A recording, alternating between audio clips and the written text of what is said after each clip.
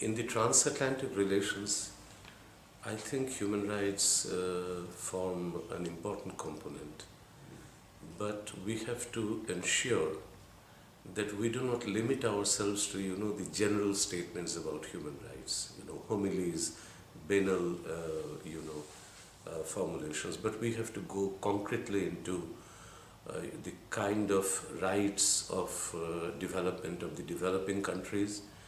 What about the atrocities that armies at time, for example, US Army has enacted upon the people of Afghanistan or Iraq?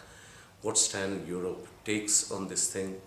Or the very important question of the rights of the minorities. I mean, people know what is happening with regard to the possible conflict between, on one hand, right of freedom of speech, but on the other hand, the right of the minorities to have their own dignity.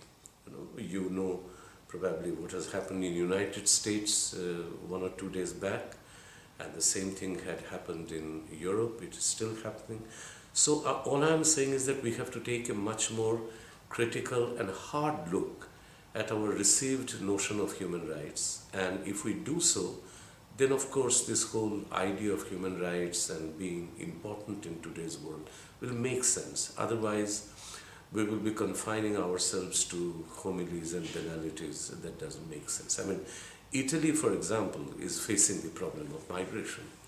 How do we define the rights of the migrants?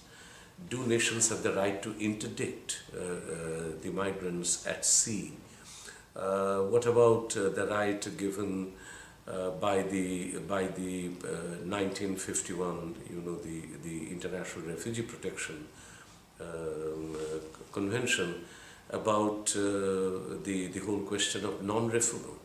So how do we protect the rights of the people who are being slave labored? So I think there is a lot of, a range of new questions that are coming, that are redefining our ideas of human rights.